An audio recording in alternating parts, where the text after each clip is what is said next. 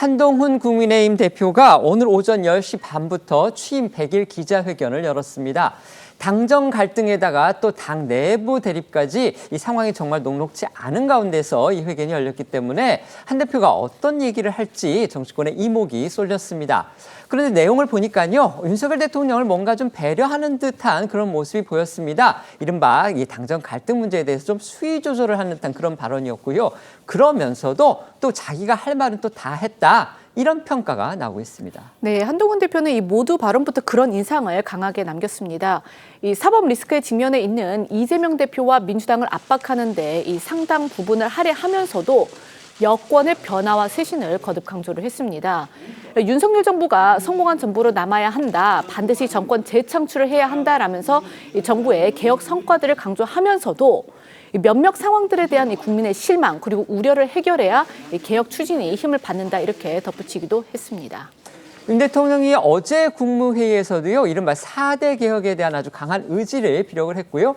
또 임기의 반환점을 맞아서 예상되고 있는 대국민 소통기회에서도 이 점을 강조할 것이라는 지금 예상이 많습니다. 이런 상황에서 한 대표는요, 개혁도 국민 실망과 우려가 해결돼야 힘을 받을 것이다. 지금 이렇게 주장을 내놓으면서 결국은 대통령실을 압박하는 그런 상황이 됐습니다. 한 대표 지적의 핵심, 역시 김건희 여사를 둘러싼 문제일 거다. 이런 관측이 많습니다. 네, 이 한 대표 취임 100일 기자회견 모두 발언부터 들어보시겠습니다.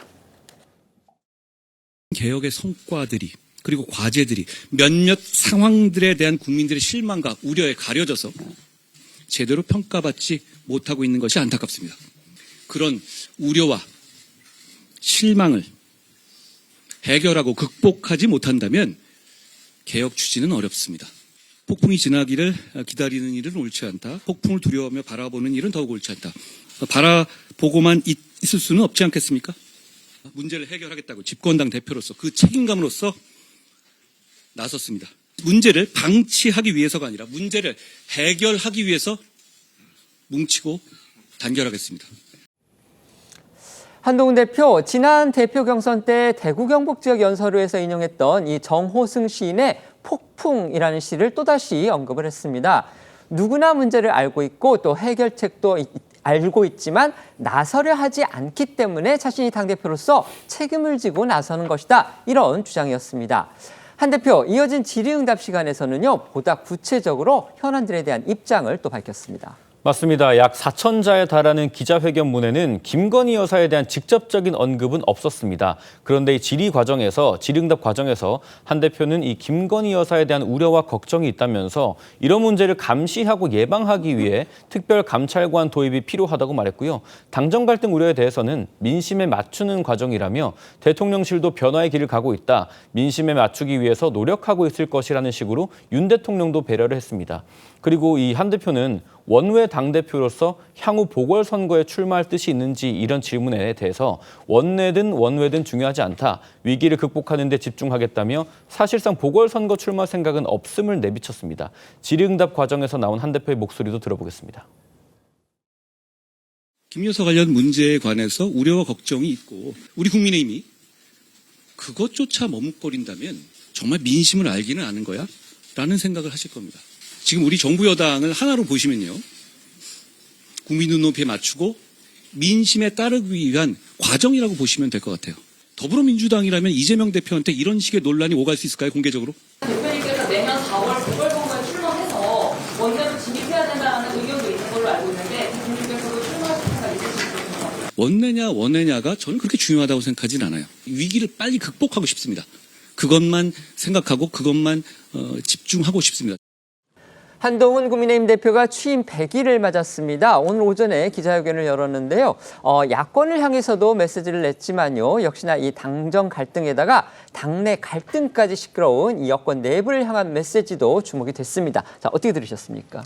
지난 100일 동안 한동훈 지도부에서 지금 그 대통령 부임 문제로 대통령과 갈등이 고조되는 상황에서 이제 기자회견이 있었는데 논란의 소지는 최대한 줄이면서 자신의 입장을 좀 더 명확하게 하고자 할 뿐만 아니라 대통령과의 갈등을 더 이상 고조시키는 것은 당의 지지도는 말할 것도 없고 본인의 대선 가도라든지 향후 여건에 도움이 되지 않는다는 고뇌를 그대로 반영하고 있다라고 생각을 하고요. 특히 이러한 그 입장이 그 개진된 데에는 바로 오세훈 시장을 포함한 여권 중진의 어떤 견제 이런 것들이 한몫을 하는 것 같습니다. 왜냐하면은 지금 몸풀기라는 표현을 하셨는데 결국 한동훈 대표가 대통령과의